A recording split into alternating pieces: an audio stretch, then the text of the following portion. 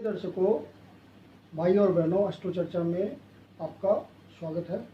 मैं astrologer निम्रो and वास्तुशास्त्री कुंदन शर्मा आपका स्वागत करता हूं। आज के वीडियो में हम कुंभ लग्न के जातकों की चर्चा करेंगे, जिसको इंग्लिश में एक्वेरियस एसेंडेंट कहते हैं, एक्वेरियस लग्न कहते हैं। तो हर वीडियो में मैंने बताया है कि आप अपने लग्न के बारे में कैसे पता करेंगे। तो उसके लिए तरीका ये होता है कि आप अपना date of birth, time of birth, place of birth किसी एस्ट्रो के अच्छे सॉफ्टवेयर में डालेंगे, और यदि 11 नंबर यहाँ मिलता है, फर्स्ट हाउस में, ये फर्स्ट हाउस है, सेकेंड, थर्ड, फोर्थ, फिफ्थ, इस तरह से ये चलता है। तो फर्स्ट हाउस में 11 नंबर लिखा हो, 11 नंबर लिखा हुआ आता है, तो आप एक्वेरियस लग्न के हुए। अब हमने हर वीडियो में हर साइन के, हर लग्न के कुछ कुछ की पॉइंट्स लिए हैं, उसी के आधार पर हमने सिंपली इसको सारी विशेषताओं को बता दिया है। उसी तरह से हम यहाँ चलेंगे। तो 11 नंबर मतलब एक्वेरियस, इसका जो रूलर प्लैनेट है, यहाँ पे दो प्लैनेट्स को इसका रूलरशिप दिया गया है। एक सैटर्न तो है ही, जो कि आप जानते हैं सैटर्न एक्वेरियस का रूलर प्लैनेट है। साथ में यूरेनस को भी इसके रूलर प्लैनेट का खिताब दिया गया है।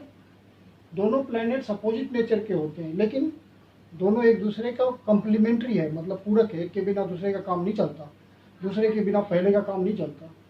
अब यूरेनस की क्या खास बात है, तो ये आपको इम्पल्सिव बनाता है, इंडिविजुअलिस्ट बनाता है, जबकि सैटर्न आपको बिल्कुल इस तरह से बनाता है कि आप वेल डिसिप्लिन्ड मैनर में अपना काम करें।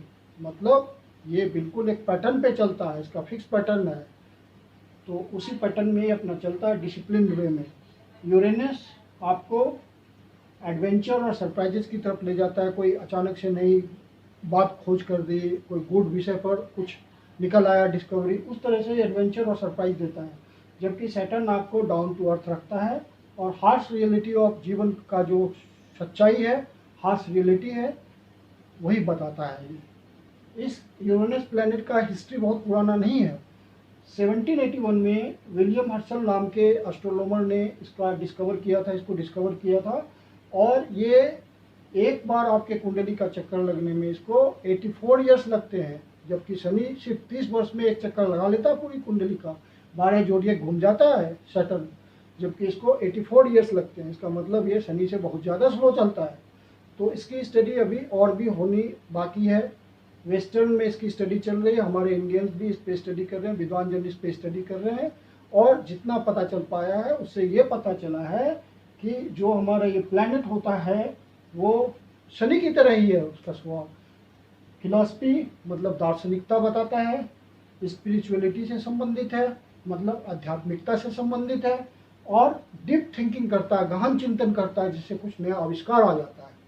तो ये एक्वेरियस लग्न के लिए बहुत ही शुभ ग्रह माना जाता है। जैसे पीछे के वीडियोज में हमने हर साइन के कुछ की फीचर्स दिए थे, की पॉइंट्स दिए थे, उसी के आधार पर उसके हमने फीचर्स सारे बताए थे कि उस लग्न के जातक, हर किसी लग्न के जातक की क्या विशेषताएं होंगी। तो उसी तरह से यहाँ भी हम इस 11 नंबर मतलब आपका एक्वेरियस साइन का कुछ फीचर्स लेंगे, उससे हम एक्सप्लेन करेंगे सारा कि इस लग्न के जातक किस तरह के होते हैं, क्या इनकी खास बात होती है, क्या नेगेटिव पॉइंट होते हैं। तो पहला है कि this is a sign of public audiences, masses and customers. तो इसको हम इस तरह से समझेंगे एक एग्जांपल से, कि जैसे मान लीजिए एक सिनेमा हॉल है, सिनेप्लेक्स है, वहाँ लोग किस लिए जाते हैं? पिक्चर देखने जाते हैं, मूवी देखने जाते हैं। तो मूवी क्या है आपका, यहाँ से देखिए 11, 12, 1, 2, 3, 4, 5। तो आप लियो साइन के फीचर्स के बारे में पढ़िए, आप मेरे वीडियो में लियो साइन पे जाइए। और मेरा आपसे रिक्वेस्ट है कि मैं जितना आसानी से आपको समझा रहा हूँ हर लग्न को सिर्फ साइन के बेस पे, ये जब मैं आगे आपको सारा लूँगा, साइन लूँगा, हाउस लूँगा, प्लैनेट्स लूँगा, तो बड़े आसानी से आप यदि सारे वीडियो के फीचर्स याद रखेंगे, जो कि थोड़े थोड़े हैं, तो आप आराम से प्रेडिक्शन कर लीजिएगा, खुद से कर लीजिएगा, मेरी ज़रूरत नहीं पड़ेगी। तो मैं यहाँ पे लियो साइन को दिखा रहा हूँ कैसे ये इंटरेक्ट कर रहा है। तो आप लियो साइन के वीडियो में जाइए और देखिए लियो साइन क्या क्या बताता है, इसलिए याद हो जाएगा क्योंकि वो वीडियो है। तो 11, 12, 1, 2, 3, 4, 5 यहाँ पे लियो साइन आ गया। 7th हाउस में पब्लिक इंटरेक्शन है। और 5th हाउस क्या है? Fun and entertainment. तो यहाँ पे क्या हो रहा है? फन एंड इंटरटेनमेंट बैठ गया है। ये आपका ऑडियंस है, यहाँ फन एंड इंटरटेनमेंट है। जो फिल्म आ रही है उसमें फन एंड इंटरटेनमेंट चल रहा है, कलाकार जो है, एक्टर है, एक्ट्रेस है, अपना आपका फन एंड इंटरटेनमेंट कर रहे हैं। मतलब ये आपका दर्शक, ये व्यूअर, ये ऑडियंस, ये मासेज, ये पब्लिक, और यहाँ फन एंड इंटरटेनमेंट। आपको हमेशा याद रखना है, आमने सामने वाले जो हाउसेज होते हैं वो एक दूसरे को स्ट्रेंथ देते हैं। इसके बिना ये इनकम्प्लीट है, इसके बिना ये इनकम्प्लीट है, इसके बिना ये इनकम्प्लीट है, इस तरह से होता है।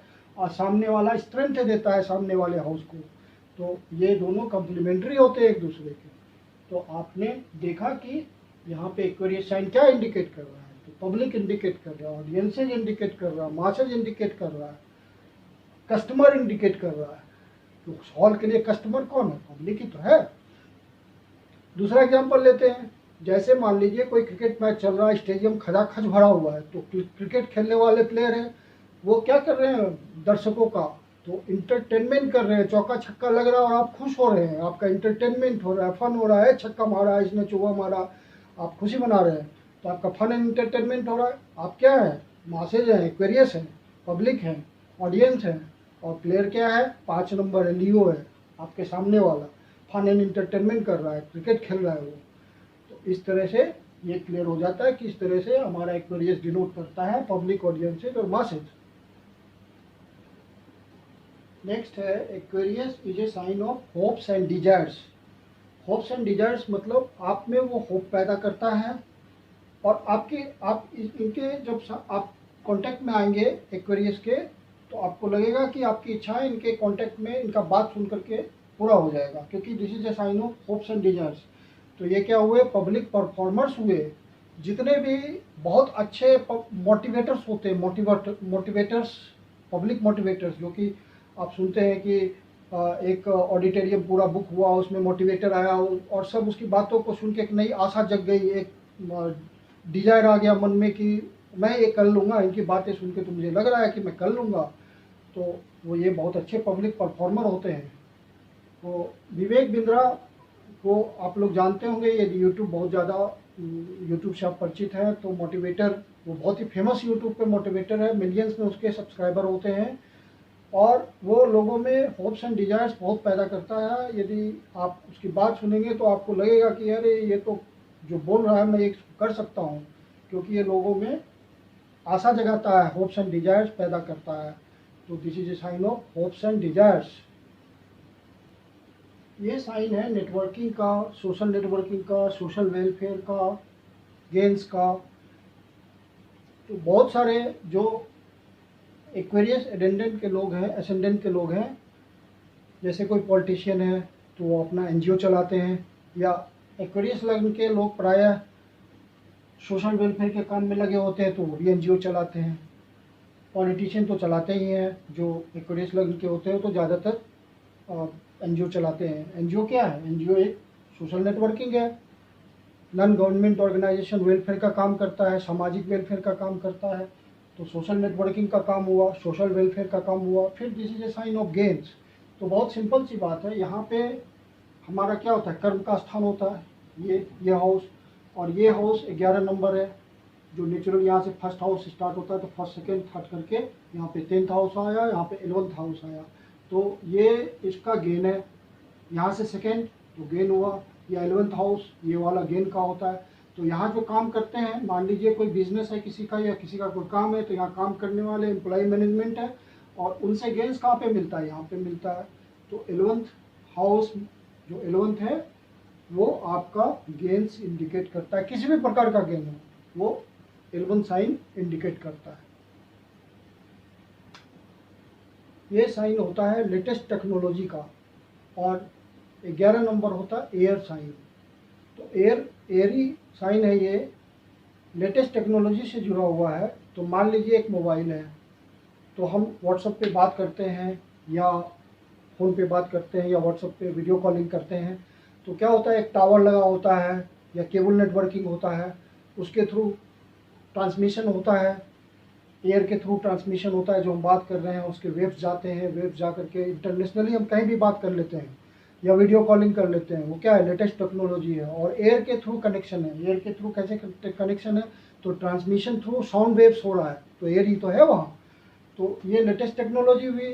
तो हमारा टावर लगा हुआ है, लेटेस्ट टेक्नोलॉजी यही है, टावर लगा हुआ है, केबल ट्रांसमिशन है, साउंड वेव्स जा रहा है, हम बोल रहे हैं, कम्युनिकेशन हो रहा है या वीडियो कॉलिंग हो रही है, हम लैपटॉप से जुड़े हुए हैं, मोबाइल से जुड़े हुए हैं, सारा कुछ कनेक्शन, बड़ी बड़ी कंपनियां इसमें लगी हुई है, नेटवर्किंग की कंपनियां लगी हुई है, सोशल नेटवर्किंग भी हो रहा है, फेसबुक है, हमारा इंस्टाग्राम है, ये सब क्या है, सब सोशल नेटवर्किंग है, लेटेस्ट टेक्नोलॉजी है, टावर लगा हुआ है, ट्रांसमिशन केबल्स है, तो इनके थ्रू लिंक्डइन इन है।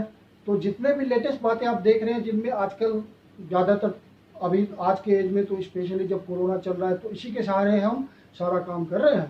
तो यहाँ पे डायरेक्टली इन्वॉल्व है Aquarius sign, air transmission, sound waves, हमारा पिक्चर, सब कुछ ट्रांसमिट हो रहा है, हम बोल रहे हैं ट्रांसमिट हो रहा है all over the world. Communication इसमें बड़ी बड़ी कंपनियां लगी हुई है, आइडिया, एयरटेल, ये सब जो इंडिया में चलती है, बाहर भी होंगी कंपनियां ऐसी, तो सब मिल करके क्या कर रही है, इसी को तो रिप्रेजेंट कर रही है। तो latest technology and air sign, इन्हीं दोनों के माध्यम से सारा कुछ हो रहा है।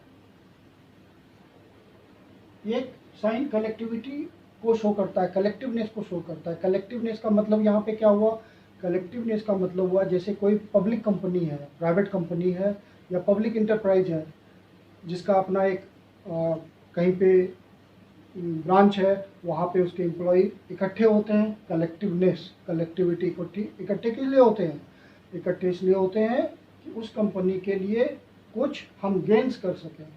तो this is a sign of gains also. तो कलेक्टिवनेस और गेन्स यहाँ पे क्लियर हो रहा है कि कंपनी में बहुत सारे लोग जमा हो रहे हैं, काम कर रहे हैं, कंपनी के लिए काम कर रहे हैं और कंपनी को गेन दे रहे हैं, कस्टमर के थ्रू, सोशल नेटवर्किंग के थ्रू, इंटरनेट के through. 11th is also a sign of networking, मतलब इंटरनेट। तो इंटरनेट के थ्रू भी काम चलता रहता है। 20-25 लोग बैठे हुए हैं, अपनी कंपनी के लिए काम कर रहे हैं, 100 लोग बैठे हुए अपनी कंपनी के लिए काम कर रहे हैं, कॉल सेंटर चल रहा है, इंटरनेट एक्टिव है, सोशल नेटवर्किंग हो रहा है, कस्टमर से बात हो रही है और वो अपना बिजनेस कर रहे हैं, बिजनेस प्रोडक्ट बढ़ा रहे हैं, बिजनेस कर रहे हैं, प्रोडक्ट कस्टमर को बेच रहे हैं और कंपनी को गेन हो रहा है। तो this is a sign of collectivity and gains. अब इनकी कुछ सीक्रेट क्वालिटी बताता हूँ, ये इनमें होंगे ही होंगे। पहली सीक्रेट क्वालिटी है कि इनके जीवन का सिद्धांत होता है जियो और जीने दो। ये बेवजह किसी को परेशान करने वाले नहीं होते और ये खुद भी फ्री और इंडिपेंडेंट रहना चाहते हैं, कोई इनमें इंटरफेयर करे ये इसको पसंद नहीं है। दूसरा क्या है कि ये पहले दिन तो आपको बहुत सोशल लगेंगे ये बहुत ही सोशल है, सोशल लाइफ जी रहा है, समाज के बारे में सोच रहा है, लेकिन अगले ही दिन आपको महसूस होगा कि ये तो आइसोलेट होना चाहता है। मतलब एक दिन आपको ये सोशल दिखेगा, दूसरे दिन ये आइसोलेट दिखेगा, लेकिन ये हमेशा फ्री और इंडिपेंडेंट रहता है और इसका सिद्धांत होता है जियो और जीने दो। तीसरा इसका जो सीक्रेट बात है वो है कि ये क्रिएटिव साइन है, ऑलवेज ये सोचता है आउटसाइड द बॉक्स, कुछ नया सोचता है, प्रोग्रेसिव थिंकर होता है और ग्रेट आइडियाज़ होते हैं इसके पास, ग्रेट थ्योरीज होते हैं, इसीलिए ये एक्सेलेंट पब्लिक मोटिवेटर है। किसी में भी जीवन की उमंग भर देगा, ये सामने चला जाए पब्लिक के सामने तो ये इतनी न्यू थ्योरी रखेगा, इतनी न्यू आइडियाज़ देगा लोगों को कि लोग उत्साह से भर जाएंगे और एक नई लाइफ के लिए सोचने लगेंगे। इनकी अगली सीक्रेट क्वालिटी होती है कि ये काफ़ी साइंटिफिक टेम्परामेंट होता है इनका, बिल्कुल साइंटिफिक ढंग से सोचते हैं और बहुत ही क्यूरियस माइंड होता है इनका और डिटेल्ड वर्किंग करते हैं किसी भी चीज़ की। फिर नेक्स्ट है कि ये इंटेलिजेंट और सुलझे हुए लोग होते हैं, इनमें विटीनेस बहुत होता है और ये बहुत खुश होते हैं और बहुत ग्रेट फील करते हैं यदि ये they do good to others, यदि समाज के लोगों के लिए कुछ अच्छा कर पाते हैं तो इनको बहुत खुशी होती है, ग्रेटनेस फील होता है। इसका मतलब ये पूर्णतः ह्यूमनिटेरियन है।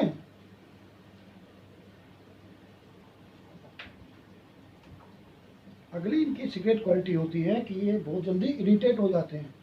यदि इनके पास कोई क्लोज माइंडेड पर्सन बैठ जाए और बातें करे तो उसकी बातों से ये इरिटेट हो जाते हैं हमेशा, क्योंकि ये कुछ नया सोचते हैं, आउट ऑफ बॉक्स सोचते हैं ये, इसलिए इनको क्लोज माइंडेड पर्सन ज़्यादा पसंद नहीं है। ये बहुत ही लॉयल होते हैं और काइंड हार्टेड होते हैं। इसको हम हमेशा अपने फ्रेंड के रूप में पाते हैं, ग्रेट कंपेनियन के रूप में पाते हैं। ये कभी भी दूसरों का हानि नहीं कर सकते। ये हमेशा आपसे फ्रेंडशिप किया है तो फ्रेंडशिप निभाएंगे, किसी भी शर्त पर निभाएंगे। फिर अगला है कि ये स्टबबर्न होते हैं। स्टबबर्न का मतलब इस तरह से ये स्टबबर्न होते हैं कि ये चूँकि एसेंट्रिक होते हैं। एसेंट्रिक मतलब हुआ कि इनका अपना तरीका होता है काम करने का, जिसको हम क्रेजी टाइप का कहते हैं लोग, और अपनी तरीके से चलते हैं ये बिना दूसरों की परवाह किए हुए। इनका अपना तरीका होता है काम करने का। यदि वो उसमें वो सफल भी हो जाते हैं तो ये दूसरों की परवाह नहीं करते, अपने तरीके से ही चलते रहते हैं, और जब उनको सफलता मिलती है वो एंजॉय करते हैं ये। लेकिन इस क्रम में ये दूसरों को किसी भी तरह हानि नहीं पहुंचाते हैं, दूसरों के आइडिया को बुरा नहीं मानते हैं, उनको क्रिटिसाइज नहीं करते हैं, लेकिन इनका अपना काम करने का तरीका होता है, उसी तरीके से ये सफल होते हैं, इसलिए इनको स्टबबोर्न माना जाता है। कुछ फेमस पर्सनालिटी जो वर्ल्ड लेवल के फेमस पर्सनालिटीज़ हैं एक्वेरियस एसेंडेंट, वो एक माइकल जॉर्डन है जो कि बास्केटबॉल का इंटरनेशनल प्लेयर, बहुत फेमस है। फ्रैंकलिन रूजवेल्ट, ये एक बहुत बड़ा पॉलिटिशियन अपने ज़माने का हुआ है, रहे हैं ये पॉलिटिशियन, जिन्होंने एक तरह से पुनर्जागरण किया था। और शकीरा, म्यूजिक गाने वाली, जो म्यूजिक के लिए फेमस है शकीरा। रॉबी विलियम्स जो कि पॉप गाने वाले हैं, बहुत फेमस। गैलीलियो तो जानते ही, ये बहुत बड़े साइंटिस्ट हुए हैं। और चार्ल्स डार्विन बहुत बड़े बायोलॉजिस्ट हुए हैं। तो ये सारे फेमस पर्सनालिटीज़ हैं एक्वेरियस के। और जो बातें मैंने कही है वो इनमें पाया जाता है। यदि आप इनमें इनके बारे में पढ़ेंगे तो जो बातें मैंने आपको बताई है वो इनमें 100% पाया जाता है। एक्वेरियस लग्न में जो बॉन्ड जातक होते हैं, चाहे मेल हो या फीमेल हो, उनके साथ एक दिक्कत होती है। इंटरेस्टिंग बात है कि वो मैथ्स में बड़ी स्ट्रगल करते हैं, अकाउंटिंग में स्ट्रगल करना पड़ता है। फाइनेंशियल अकाउंटिंग, मनी अकाउंटिंग तो मैथ्स ही है, तो वो अच्छे नहीं होते, इनमें बहुत दिक्कत होती है पढ़ने में इनको ये सब चीज़ें। और ये ओकल्ट साइंस भी नहीं सीख सकते, उनमें इनको बहुत परेशानी है। क्यों ऐसा होता है? तो यहाँ पे ये 11 नंबर है, फर्स्ट हाउस। सेकेंड हाउस आपका फाइनेंस होता है, मनी होता है। और यहाँ पे कौन सा साइन पड़ा हुआ है? 12 नंबर। 12 नंबर वाटर साइन है। और जबकि यहाँ पे सेकेंड हाउस मतलब काल पुरुष की कुंडली, जब first house, second house, third house हम बोलते हैं तो ये काल पुरुष की कुंडली कहा जाता है। तो ये सेकेंड हाउस किसका इंडिकेशन करता है? तो ये आपका यहाँ पे 1 नंबर होता है फर्स्ट हाउस, और ये 2 नंबर होता है, तो ये अर्थ साइन है। तो वाटर और अर्थ साइन का कॉम्बिनेशन बहुत ही कॉम्प्लेक्स होता है, तालमेल नहीं बैठता। तो यहाँ पे इसको सीखने के लिए, मैथ अकाउंटिंग सीखने के लिए मरकरी चाहिए और प्रैक्टिकल साइन चाहिए। प्रैक्टिकल साइन मतलब 6 नंबर वाला साइन चाहिए, वो है नहीं यहाँ। और 12 नंबर आपका इंट्यूशन होता है, इंट्यूटिव पावर होता है। इंट्यूशन से पढ़ाई थोड़ी होगी, वहाँ तो प्रैक्टिकल साइन चाहिए। ये कोई इंट्यूशन वाली पढ़ाई नहीं है, ये तो प्रैक्टिकल वाली पढ़ाई है, करके देखना पड़ेगा। इंट्यूशन से काम नहीं चलता इसमें। तो यहाँ मरकरी चाहिए, और जबकि ये जुपिटर का साइन है। जुपिटर यहाँ बैठ भी जाएगा आकर के तो भी दिक्कत होगी इसे पढ़ने में। या ये क्यों नहीं ओकल्ट साइंस में अच्छे होते हैं? तो यहाँ पे से चलेंगे 1 2 3 4 5 6 7 8, तो ये ओकल्ट साइंस का घर हुआ, 8th हाउस। अब यहाँ पे कौन सी साइन पड़ी हुई है? 6 नंबर, 11 12 1 2 3 4 5 6, 6 नंबर की साइन पड़ी हुई है। ये प्रैक्टिकल साइन है, जबकि यहाँ पे इंट्यूशन का साइन होना चाहिए 12 नंबर। तो ये आराम से सीखेगा ओकल्ट साइंस। लेकिन 6 नंबर तो प्रैक्टिकल साइन है, मैथ वाली साइन है, प्रैक्टिकल साइन मरकरी का, जिसके कारण इसको ओकल्ट साइंस सीखने में भारी दिक्कत होती है, नहीं सीख पाता ये। तो ये हमें ज्योतिष से पता चल रहा है कि एक्वेरियंस क्यों नहीं मैथ्स में अच्छे होते, अकाउंटिंग में क्यों नहीं अच्छे होते, फाइनेंशियल अकाउंटिंग उससे संभलता नहीं, ओकल्ट साइंस वो सीख नहीं पाते हैं। ये सारा ज्योतिष से पता चल रहा है। इस जोडियक का बेस्ट मैच होता है एरीज के साथ, लियो के साथ, सेजिटेरियस के साथ। फेवरेबल मैच होता है, ये तो बेस्ट है, ग्रेट मैचेज है। ये फेवरेबल मैच इनका स्कॉर्पियो और पाइसिस के साथ हो जाता है, लेकिन अनफेवरेबल है, बिल्कुल unfavourable taurus, Virgo, Capricorn and cancer के साथ।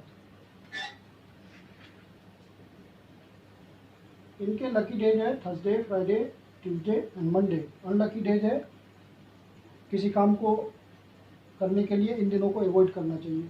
Wednesday and Saturday mix result देते हैं। संडे लकी नंबर से 3927, अनलकी नंबर से अनफेवरेबल नंबर से 1458, तो इन नंबरों को अवॉइड करना चाहिए। पैसिव नंबर मतलब इनका कोई फर्क नहीं पड़ता। 6 लकी कलर से yellow, red and white and green, और अवॉइड करना चाहिए colour orange, green and blue. यदि आपने किसी अच्छे एस्ट्रोलॉजर से कंसल्टेशन किया हो और उन्होंने बताया हो कि आपकी कुंडली में शनि की स्थिति बिगड़ी हुई और अनफेवरेबल है, अफ्लिक्टेड है, तो आप blue sapphire plus blue red coral जो है वो आप गोल्ड में या 5 मेटल के रिंग में उसको धारण कीजिए, या ब्लू सफ़ायर और इमरल्ड को गोल्ड और 5 मेटल या 5 मेटल के रिंग में आप धारण करें। लेकिन किसी एस्ट्रोलॉजी के सलाह पे ही धारण करें, क्योंकि एस्ट्रोलॉजी के जानकार के सलाह में यदि नहीं कीजिएगा तो हानि भी हो सकती है। और यदि आप 20 मंत्र का जाप करना चाहते हैं तो 20 मंत्र भी उतना ही फायदेमंद है। ओम प्रांग प्रिंग प्रांग शाह शनिये नमः का जाप करें 23,000 बार, रिकमेंडेड है ये। संकल्प लीजिए और इसको पूरा कीजिए तो शनि आपकी कुंडली में ठीक हो जाएगा। तो आज के वीडियो में मैंने एक्वेरियस लग्न के जातकों के बारे में चर्चा की, और आपसे एक बार पुनः निवेदन है कि आप मेरे वीडियो को लाइक करें, सब्सक्राइब करें और शेयर करें, ताकि ये ज्ञान आपके जानने वालों तक पहुंचता रहे। अगले वीडियो में हम जो लास्ट जोडियक है मीन लग्न के जातकों के बारे में चर्चा करेंगे। वहाँ 12 नंबर लिखा होगा तो उसकी चर्चा करेंगे। तो ये लग्न सीरीज हमारा कंप्लीट हो जाएगा, और आप हर लग्न के जो की फीचर्स मैंने दिया है, बताया है, उसको याद रखिए। उसके बाद मैं आपको कुंडली लगाना सिखा दूंगा, आराम से सीख जाएंगे, कोई दिक्कत नहीं है। आप साइंस हो गए, साइंस हो जाएंगे, फिर प्लैनेट होगा, फिर हाउस होगा, और इनका कॉम्बिनेशन रिजल्ट देता है। उसके बाद हम नक्षत्र को बाद में देखेंगे, कॉन्स्टेलेशन को पहले हम देखेंगे। 9 प्लैनेट्स, 12 साइंस और 12 हाउसेस, इनके आधार पर आराम से रिजल्ट निकाल लेंगे। तो आप हर वीडियो को अच्छी तरह देखें, उनके की फीचर्स को याद रखें, और उसके बाद हम आपको लगाना सिखा देंगे। बस 12 तक है ये। अगला वीडियो लग्न सीरीज कंप्लीट हो जाएगा, उसके बाद हम लगाना सिखाएंगे आपको, कैसे कुंडली में इसको लगाया जाता है, साइंस को। अगर आपके जीवन में कोई समस्या है और उसका आप ज्योतिषीय समाधान चाहते हैं, एस्ट्रोलॉजिकल सॉल्यूशन चाहते हैं, तो आप हमसे कंसल्टेशन ले सकते हैं। नीचे दिए गए डिस्क्रिप्शन बॉक्स में मेरा नंबर मेंशन है, मेल आईडी मेंशन है, आप मुझे कॉल कर सकते हो। धन्यवाद।